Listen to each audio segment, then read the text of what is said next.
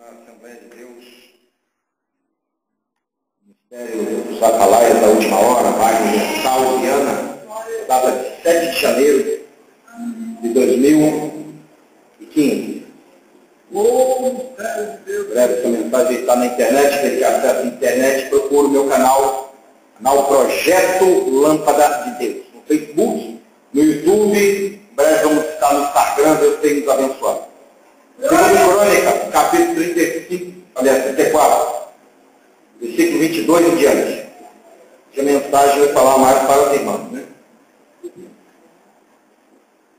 Que os irmãos orem pelo pastor Tiago, que renunciou à nossa convenção, ele não vai poder pregar no Congresso de Ministros da nossa convenção, a esposa dele está distanciada do Evangelho.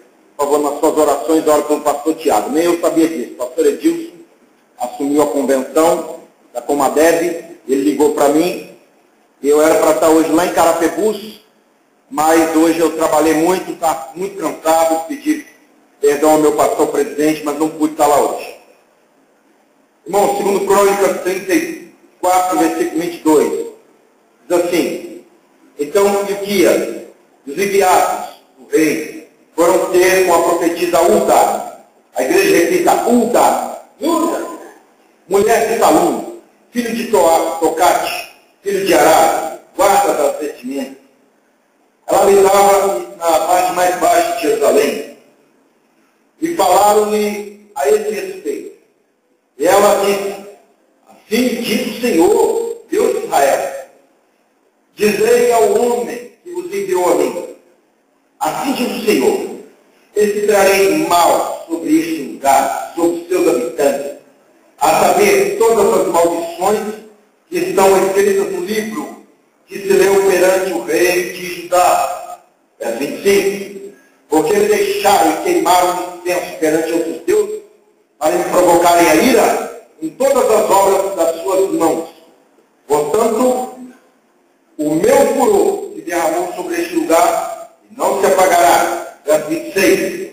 Porém, o rei de Judá, que vos enviou a consultar o Senhor, assim lhe direi, assim diz o Senhor, Deus de Israel, quanto às palavras que ouviste, verso 27, porquanto o teu coração se entristeceu e te humilhaste perante o teu Deus, ouvindo as tuas palavras contra este lugar e contra os teus habitantes, e te humilhaste perante mim, rasgaste as tuas vestes e choraste perante mim, também eu te ouvi, diz o Senhor. Verso 28. Eis que te reunirei a teus pais, serás recolhido ao teu sepulcro em paz. Os teus olhos não verão todo o mal que hei de trazer sobre este lugar e sobre os teus habitantes. E tornaram com essa resposta ao rei. Podemos assentar em nome de Jesus. Eles estamos parados aqui com Ulda, mulher de Deus. O tema da nossa mensagem é Ulda, coragem profética. Me lembro do reverendo Billy Graham, que disse que uma mensagem só é realmente absorvida quando você prega ela várias vezes. Deus já me deu esse tema quando eu preguei na nossa congregação em Flor do Campo. E agora Deus me dá novamente esse tema, Ulda, coragem profética. O que está acontecendo aqui em Israel? Estamos no reinado do rei Josias. O rei Josias é o rei absoluto de todo Israel. Estamos no reino chamado de reino único. Israel passou por 4 períodos de reino. Primeiro, teocrático, que era o governo de Deus, dava aos juízes. Passou por Moisés, passa por Arão, aliás, de Moisés passa para Josué, depois passa para outros 15 juízes. Depois do juízes, o último juiz era Samuel. A teocracia e a religião andavam juntos. Agora o povo quer um rei. E o que acontece? Deus já houvera falado isso em Deuteronômio 17, verso 15 em diante. Quando o povo pede um rei, ele não pode ter excesso de fortuna, ele não pode ter mais do que uma esposa, e ele não pode ter excesso de contingente, ou seja, muitos cavalos, porque eu, Senhor, o protegerei. E assim, meus queridos, foi andando em Israel, passou pelo Reino Unido, passa por Saul, passa com Davi e Salomão. Salomão prega contra Deus e o reino é dividido. Aí nós temos Roboão no reino do sul e Jeroboão no reino do norte, regendo 10 respectivas tribos, virando a nação de Israel, que futuramente se tornariam os samaritanos. Deus dá 15 reis para o reino do sul, 19 reis para o reino do norte. No ano 722, cai o reino do norte, na época do rei Oséias. E aí começa o reino único de Israel. E depois do rei Manassés, que reinou 55 anos, vem seu filho Josias. Esse homem, o rei Manassés, brincou muito com Deus, judiou o templo do Senhor, não queria os sacerdotes de Deus fazendo sacrifícios a Jeová. Israel virou uma salada mista e começavam a adorar as deidades do Egito. Diz aqui o texto, no capítulo 34, que eles deu a imagem do sol. O que são imagens do sol? Adoravam Nana, que era a deusa do sol na Caldeia. Adoravam Horus e Atom, que era o deus do sol no Egito. Adoravam Apolo, que é o deus do sol na Grécia. Sim, meus queridos, Israel virou uma salada mista. E isso vale para os nossos dias hoje. Dentro de muitas igrejas, até ditas pentecostais, tem espiritismo, tem paganismo e coisas que Deus não se agrada. E Deus precisa de Judas para falar a verdade nos dias atuais. Os profetas de Deus, durante 55 anos, não puderam falar no reinado de Manassés. E Deus envia o rei da Síria, que leva ele preso, leva o povo também preso. E aí o que acontece? Manassés busca Deus, chora, se humilha, Deus se compadece dele e tira de lá. E de Manassés nasce Josias. Josias reina 30 anos. Coisa tremenda, não é verdade? E no reino de Josias, vocês não vão ver aqui um rei ímpio. Vocês vão ver um homem que no 8º ano do seu governo, ele busca Deus. Ele, para ser um bom rei, ele teve que estudar 8 anos da Bíblia. Ele teve que estudar o Levítico e conhecer como sacerdote de Deus a palavra de Deus. Ele teve que tirar todas as loucuras que Manassés colocou em Israel. E aqui estão muitos pastores. Quando você assume uma igreja, quando o outro pastor era um bagunceiro, alguém que só vivia fazendo campanha e pensando só em prosperidade, quando você entra com a Bíblia, é difícil tirar tanta doideira da cabeça dos crentes. E assim foi Josias. A Bíblia diz que com 8 anos de reinado, ele busca Deus. Mas no 18º ano é que ele purifica Jerusalém e que ele purifica o templo. Manda reparar o templo, paga pedreiros, mestres de obras, engenheiros, e tentam restaurar aquele templo que foi construído por Salomão. Sim, meus queridos, e que luta é para um pastor fazer a obra de Deus. Que luta, principalmente quando aquele outro não servia a Deus, quando aquele não era muito de ir para a igreja, ou não era muito de estar nos cultos de doutrina. Porque tem pastor que ele parece conferencista, ele só quer viver pregando de igreja em igreja, não quer assumir a igreja dele.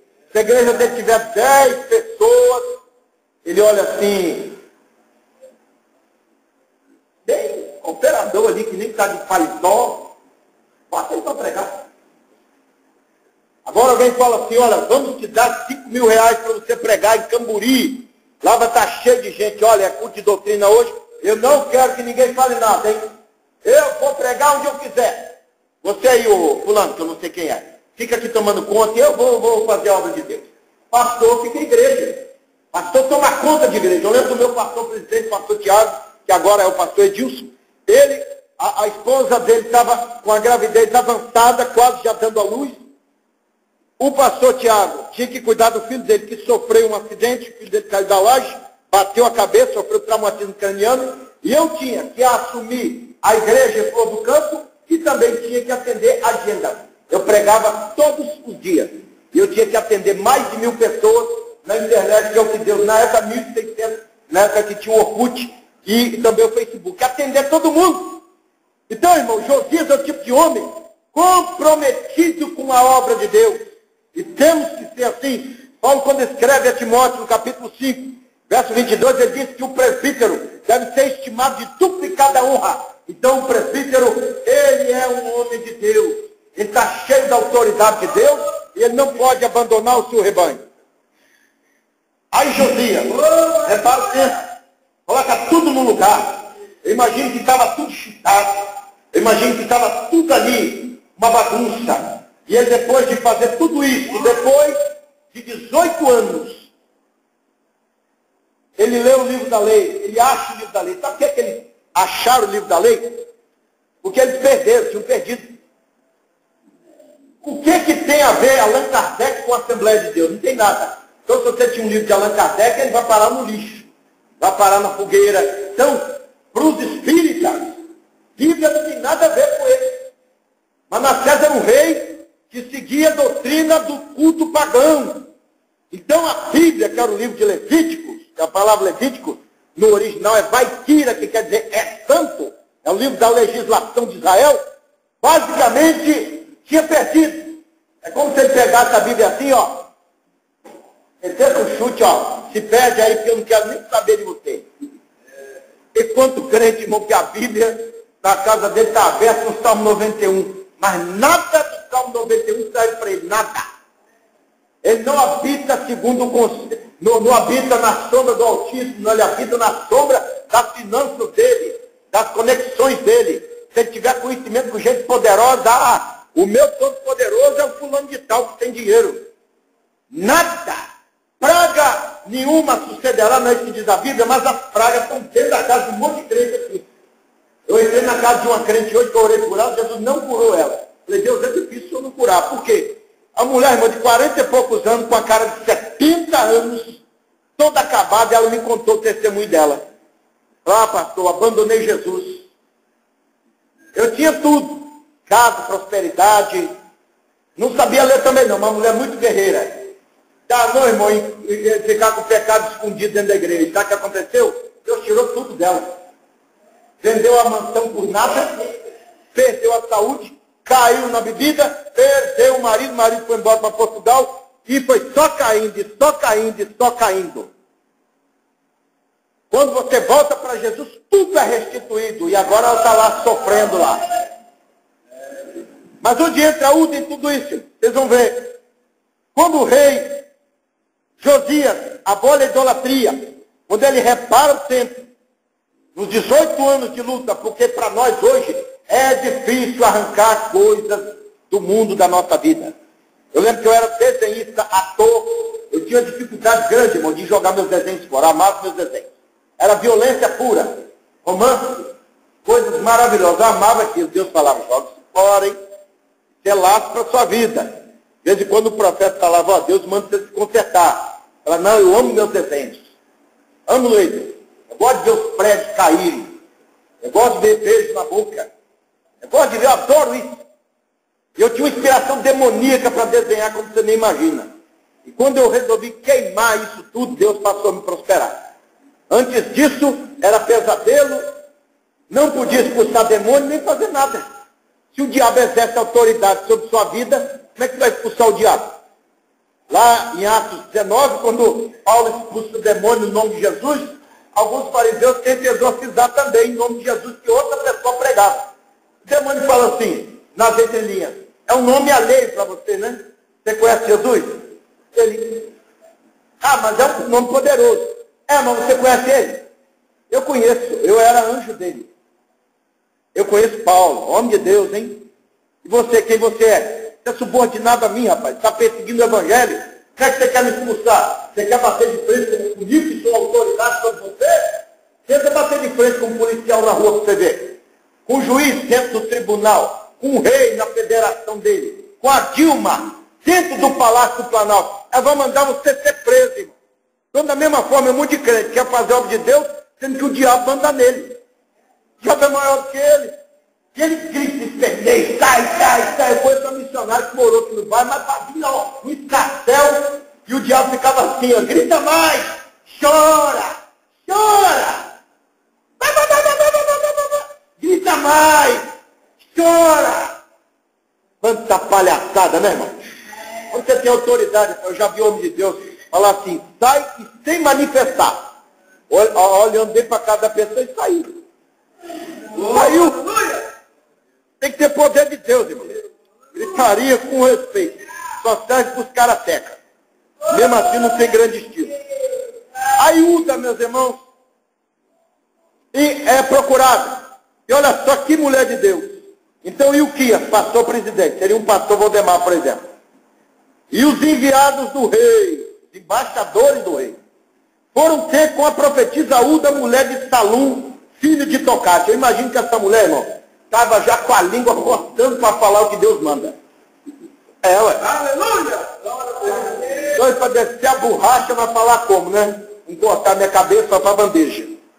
Essa mulher, ela veio antes de Jeremias, porque Jeremias era quase contemporâneo dela. Ela veio mais ou menos na época de Sofonia, ano 630 antes de Cristo. Aí olha só, diz a Bíblia, assim diz o Senhor, Deus de Israel, dizei ao homem que vos enviou a mim.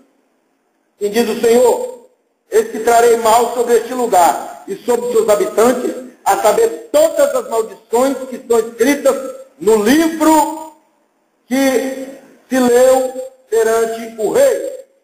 O que nós temos aqui, irmão? Alguém que teve uma oportunidade de crescer. Alguém podia dizer assim, vivemos tempos de obediência. Então eu vou falar que vai prosperar. E vou ter uma cadeirinha lá do lado do rei Josias, né? Fala assim, rei Josias, o Senhor é contigo, rei Josias. Deus me mostra uma prosperidade, nossa, grande. Eu vejo uma nuvem de glória e sapateia. Não, rei Josias, Deus vai mandar destruição. Isso vale para os neopentecostais. Eles não creem que o dom de profecia é também um dom revelado por Deus. Eles creem que o dom da profecia é só a Bíblia. De acordo com a Bíblia, os tempos que eles iam viver eram de paz. Mas essa mulher está falando coisas que vão acontecer no futuro. Essa mulher, irmão, falou coisas que Jeremias profetizou, que Ezequiel viu, que outros homens de Deus viu, e que aconteceu no ano 587, que destruiu o templo e fez coisas terríveis. Profeta não é isso. Quer falar assim? Olha para aquela moça ali, que a senhora é casada, você não pergunta? Aí olha assim, vê a mão dela, não tem aliança. Deus me mostra. O casamento para ti será um varão de fogo, não boato para ficar. Ai, irmão, mas é que eu esqueci minha aliança em casa, estou casado. Olha para o senhor, eis que Deus me mostra terra, um carro 0 quilômetro na sua vida. E você vai ter uma grande igreja. Ai, eu estou vendo um mistério. Conversa piada. Se vê um irmãozinho pobrezinho que não tem nada, o senhor está em pecado com Deus. Está cheio desse falso profeta. Essa mulher estava cuidando das vestimentas como o marido dela. Vestimenta que fala de armadura também. O senhor estava polindo a armadura dos soldados e ela foi procurada.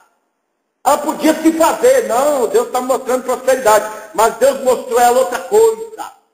E falou com ela, vai vir destruições nesse lugar. Depois do rei Josias, veio o rei Joaquim, foram reis ímpios. Você pega Jeremias 36, você vai ver que o rei Joaquim, quando Jeremias repete essas palavras, ele rasga o que Baruque escreveu e fala, acha Jeremias e mata Jeremias. Essa mulher, irmão, vê coisas do futuro. Ela vê coisas que não estavam no contexto do tempo. E hoje em dia você vê um monte de profetas só profetizar prosperidade, só prosperidade. Agora, onde está aquele que fala a verdade? Aquele que diz assim, ó, no tal dia vai acontecer isso aqui no Brasil. E lembro de um profeta chamado Samuel Nistro, da Assembleia de Deus, antes de haver a Segunda Guerra Mundial. O pastor Gesiel Gomes estava pregando de onde ele falou. Ele parou de pregar e falou, Deus me mostra que vai haver uma grande guerra mundial, vai acontecer em tal tempo, vai acontecer isso e isso, vai morrer milhões de pessoas. E aconteceu da maneira como ele falou. O irmão representa pessoas pequenas, inexpressivas, sem dinheiro, assalariado como eu, pequeno, não dá grandes ofertas na igreja, mas Deus revela o oculto e o escondido. É você que não aparece. às vezes a gente, irmão, quer colocar o nosso ministério comparado com o televangelista. Deus, eu estava lendo hoje sobre o Deus de premeditações. Deus, quando olha para o ministério de Paulo, vê ele em cadeias, vê ele lutando, vê ele sofrendo, vê ele quase cego, vê ele naufragando. Mas quando vê Pedro em Jerusalém tomando conta da igreja. Quando Deus olha para Tiago, vê ele degolado pelo Evangelho. Quando vê Daniel na cova dos leões, vai ver Daniel estadista. Então nem todo mundo, irmão, vai ser grande na obra de Deus. Uda não tem ela nos Heróis da Fé. Uda, não tem livro de Uda na Bíblia, não tem o Evangelho de Uda, não tem o livro segundo escreveu Uda, mas essa pequena participação mostra que era uma mulher de Deus. Olha só, por que da maldição? Porque me deixaram e queimaram incenso perante outros deuses para me provocarem a ira, olha só, com todas as palavras das suas mãos, olha só, hein? Provocarem com as obras das suas mãos, porquanto o meu furor se derramou sobre esse lugar. Até aí ela falou do passado, está falando do rei da Síria. Porém o rei de Judá, que vos enviou a consultar o Senhor, assim lhe direi, assim diz o Senhor, Deus de Israel, quantas palavras que ouviste, porquanto o teu coração se enterneceu e te humilhaste. Eles não falaram nada do comportamento do rei. Agora tem profeta que ele olha para a pessoa e fala assim, deixa eu tentar adivinhar o que aconteceu. Ao choro, na sua oração, o senhor pediu uma bênção de Deus. Quem é que não pede uma bênção? Então já pediu para Deus mandar um anjo com um chicote para te bater? É que o anjo com um chicote, Jesus. Não. Tem crente, irmão, quem não lê a Bíblia, ele abre caixinha de promessa. Porque lá não tem esse papo. Uda é a Bíblia. Você quando abre a Bíblia, se você tiver errado, vai vir uma palavra ali de correção. Lá tem crente que só abre a caixa de promessa, só abre aqueles devocionais que fala, esse estou contigo. Deus está ali limitado, aquelas frases de bênção. Mas olha só, a palavra de Deus aqui está livre. E diz assim diz o Senhor Deus de Israel, quanto às suas palavras. Te humilhaste perante Deus, ouvindo as suas palavras contra este lugar, e contra os seus habitantes, te humilhaste perante mim, rasgaste as tuas vestes, falou que rasgou as vestes, choraste perante mim, também eu te ouvi, diz o Senhor. Sabe por que Deus não ouve a oração de muito crente? Porque ele quando ora, ele fala assim, Senhor, me perdoa, Senhor, porque eu tomei uma cerveja. Me perdoa, Deus, me perdoa. Aí ele não chora. Igual John Bunyan. É um homem, irmão, que ele chorou muito tempo, até que Deus libertasse ele do pecado dele. Tem pessoas, irmão, estava ouvindo o pastor Paulo Júnior pregar ontem, eu tenho o DVD dele, ele estava falando que as pessoas lidam com o pecado como se ele não fosse nada. Cobiça é pecado, inveja é pecado. Você tem que lembrar do pecado como inimigo. A palavra pecado quer dizer errar o alvo. Pecado é comparado a uma algema que prende o homem. Jesus Cristo, ele quando expressa o governo do pecado, ele apresenta o pecado como um império. É o que diz São João 8,34. Aquele que comete pecado é escravo do pecado. Escravo não tem salário. Quem tem salário é o imperador. O que Paulo fala? Romanos 6,23. O salário do pecado é a morte. Quer dizer, ele vai te bater, te espancar, te humilhar e no final ainda vai derramar sua alma. Aí quando escreve sobre o pecado, fala com ele que ele é um tipo de obra do basilisco. Basilisco é um tipo de crocodilo. É um animal que já entrou em extinção. Conta a história que só o olhar dele já causava tanto pavor que podia matar. É assim que Isaías mostra o pecado, o poder do pecado. E aqui no tempo de Uda, Deus mostra o coração de um rei arrependido. Ele fala, Deus, a tua nação pecou no tempo do meu pai, mas eu e minha casa serviremos ao Senhor. Quantos podem dizer isso? Não importa o que foi seu pai, sua mãe ou quem foi no passado. Se seu pai foi feiticeiro, você vai ser homem de Deus. Sua mãe foi prostituta, ou seja lá o que for. Você, sua família, sua esposa, vão ser pessoas honradas. Agora tem pessoa que fica com aquele... Não, porque é um karma. Você não é hinduísta, você não é jainista, para quem crê em karma, não é um destino. É um destino. É um destino. Então minha mãe Minha mãe morreu de câncer, eu já tenho um tio que está com câncer, então eu acho que o próximo canceroso vai ser eu, né? Misericórdia, Jeová. Me prepara, Jeová. Crente fraco, irmão. Deus que usa os dias atuais para quebrar essas maldições, quebrar mesmo. Aleluia. Quebrar. Igual esse dia eu estive num lugar, irmão, e poucos crentes iriam. As mulheres tudo seminua. Eu trabalho de vendedor de porta em porta, mas eu evangelizo também. Seminua, e ela estava com a raiva de um pastor, e já chegou falando, pastor nenhum presta, e esquecendo que eu sou pastor, né? Aí eu fiquei quieto e falei, não deve prestar mesmo não, né? Aí começamos a conversar, por que esse pastor não presta? Ah, chamei o pastor fulano para vir aqui e orar, e ele veio de orar, ficou metendo pau, acho que o homem leu errado lá em Lucas, em São João 11, falando que Marta era prostituta. Eu falei, meu filho, prostituta era Maria Madalena, que Jesus expulsou 7 demônios. Marta era doméstica. Enquanto Maria estava sentada, ouvindo Jesus, ela estava fazendo bife milanesa para Jesus. Era uma mulher ativa. Só para ficar tranquilo, a dona da casa é a dona Marta. E as mulheres seminuam ali conversando, e Deus me deu algumas revelações. Eu falei, olha, o diabo tem tido acesso na vida de vocês na contenda. Você tem que ser mais humilde e tal. E preguei o evangelho e orei com os seus demônios que estavam lá, na autoridade de Deus. Elas se sentiram melhor. Eu agradeci a atenção delas e fui embora. Agora tem crente, irmão, que se ele visse um lugar desse, ó, numa favela, lá em bairro Alvorada, só dele olhar o lugar, ele já ia correr. Sabe por quê? O espírito que tem na vida dessas pessoas não é o espírito que está na vida de Uda. Uda é uma mulher corajosa. A pessoa, se o rei se aborrece, fala, o que ela falou? Vai vir destruição? Pega aquela doida e interna ela no lugar de doido, ou então coloca ela no calabouço. Ela acha que é o quê? Eu me esforcei 18 anos para limpar esse lugar e essa mulher está dizendo que tem destruição? Não, eu não aceito isso não. Ela não pensou nisso. O profeta que é profeta, irmão, ele fala que Deus manda. Fala que Deus manda. Você não gostou não, rei Josias? Não. Pode me mandar preso.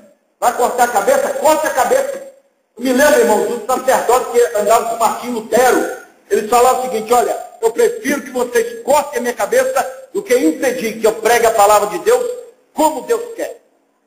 E ficaram diante dos inquisitores papais, eles não puderam botar a mão nele. Você não morre antes que Deus determine isso. Seja como Uda, irmão. Fala a verdade, não tenha medo de perder a oferta.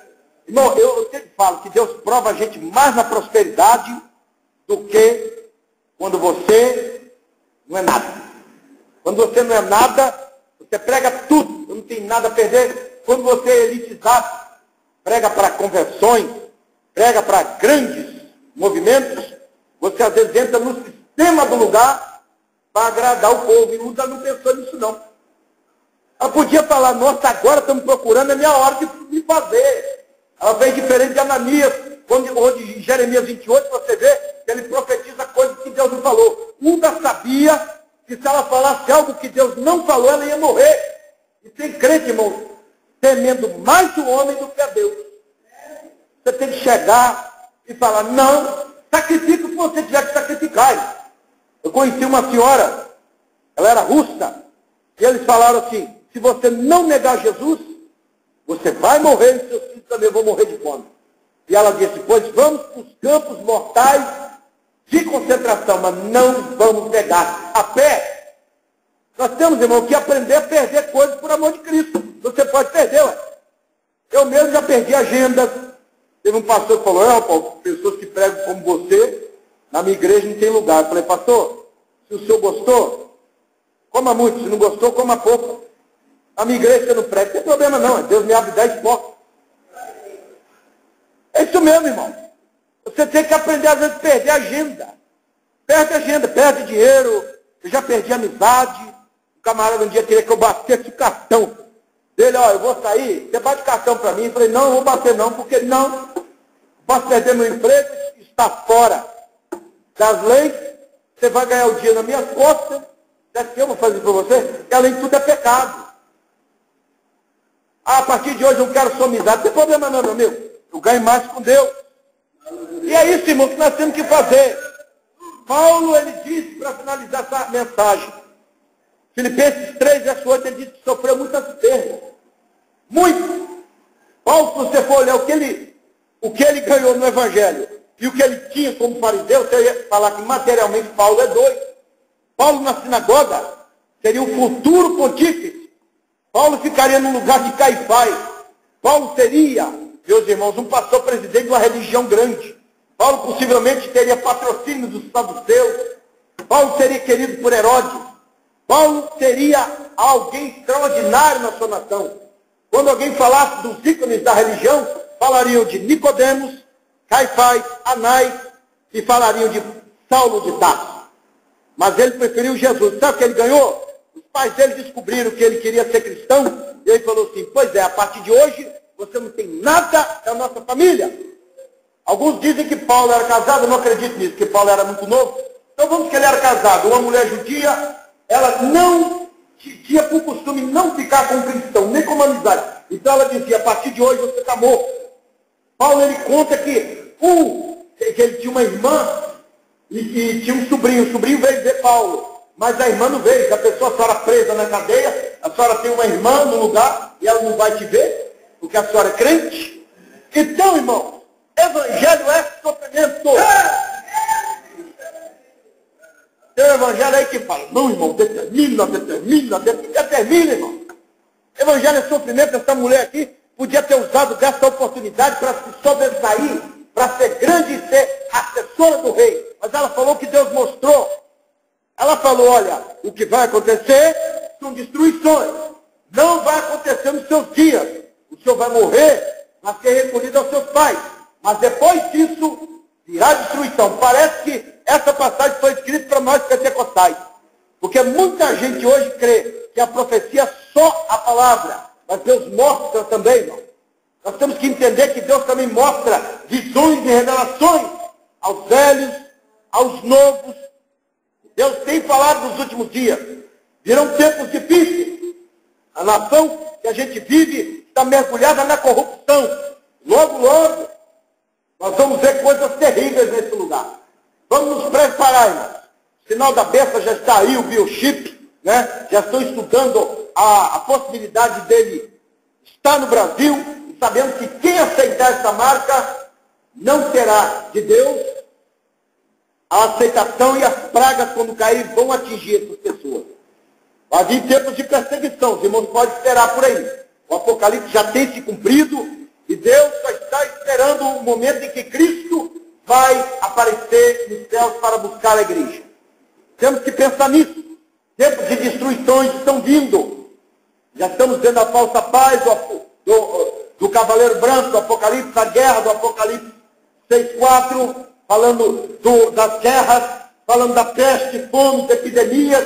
E à medida que o tempo vai transcorrendo, só vai aumentando. Mateus 24:8, para finalizar, diz que é o princípio das dores. Toda mulher que é mãe hoje sabe que à medida que o tempo vai se aproximando dela dar à luz, as contrações são mais fortes. É verdade? Então, à medida que o tempo passa, as guerras são maiores, matam mais pessoas, as pestes têm cada vez mais diferença. Você vê esse vírus ebola. Enfim, meus queridos, vamos nos aperceber. O tempo em que Uda vivia era tempo de paz, mas a destruição estava profetizada. E está profetizada também na Bíblia. Dizem que o missionário Davi Miranda teve uma visão que o anjo disse que Jesus não tarda a voltar. Apareceu para ele em luz de madrugada. E com certeza é, irmão.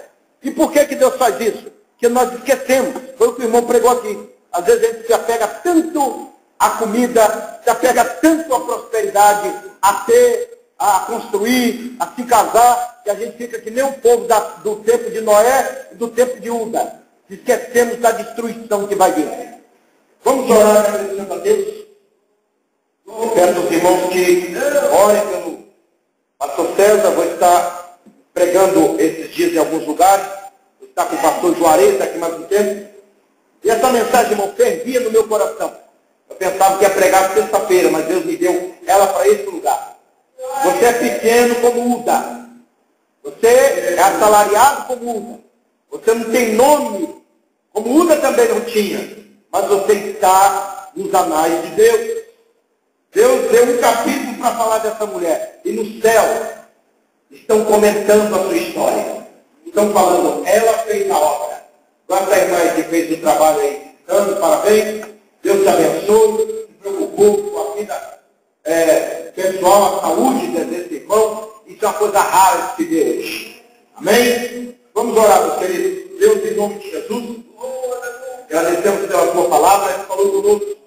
Venha abençoar essa igreja, esse ministério, venha abençoar o grupo de missões, ministério pastoral, administração, abençoe a todos nesse lugar, que possamos nos lembrar que o Senhor nos chamou, não para sermos famosos, mas para sermos servos. Que a tua presença venha estar com todos nós, as pessoas que vão ouvir essa mensagem pela internet, pelos canais do projeto Lâmpada de Deus. E que Deus em Cristo nos abençoe, em nome de Jesus. Agradeço a oportunidade em nome de Jesus.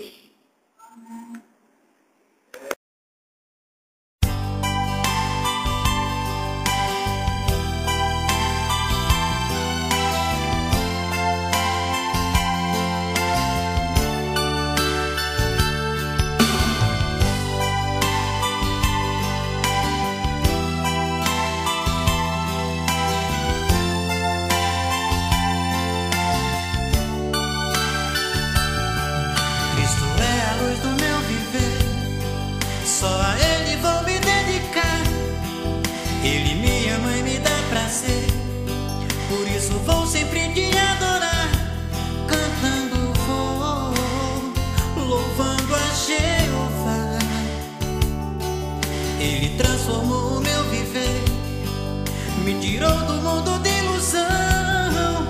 Com Jesus agora eu posso ver toda a luz do mundo em minhas mãos. Perdoou os meus pecados e deu-me a salvação. Em Jesus podemos confiar, só Ele pode preencher o vazio em que você está. Tudo fez para nos dar a salvação. Entregue-se de corpo e alma, aceite Ele em seu coração.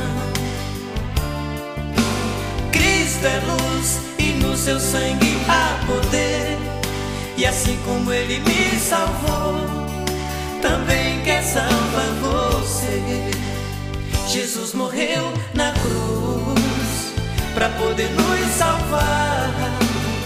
Deus deu seu Filho amado para tirar os pecados que no mundo está. Jesus está voltando, a igreja pode ver. O Espírito Santo alerta que nas nuvens Jesus do céu vai descer.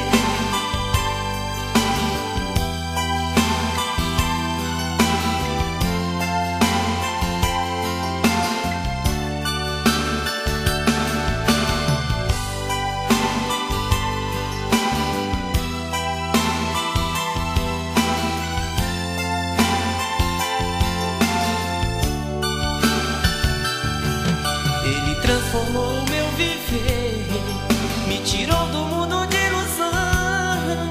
Com Jesus agora eu posso ver toda a luz do mundo em minhas mãos. Perdoou os meus pecados e deu-me a salvação. Em Jesus podemos confiar, só Ele pode preencher o vazio em que você está. Tudo fez para nos dar a salvação. Entregue-se de corpo e alma, aceite Ele em seu coração. Cristo é luz e no seu sangue há poder. E assim como Ele me salvou, também quer salvar você. Jesus morreu na cruz para poder nos salvar. Deus deu seu Filho amado para tirar os pecados que no mundo está. Jesus está voltando, a igreja pode ver. O Espírito Santo alerta que nas nuvens Jesus do céu vai descer.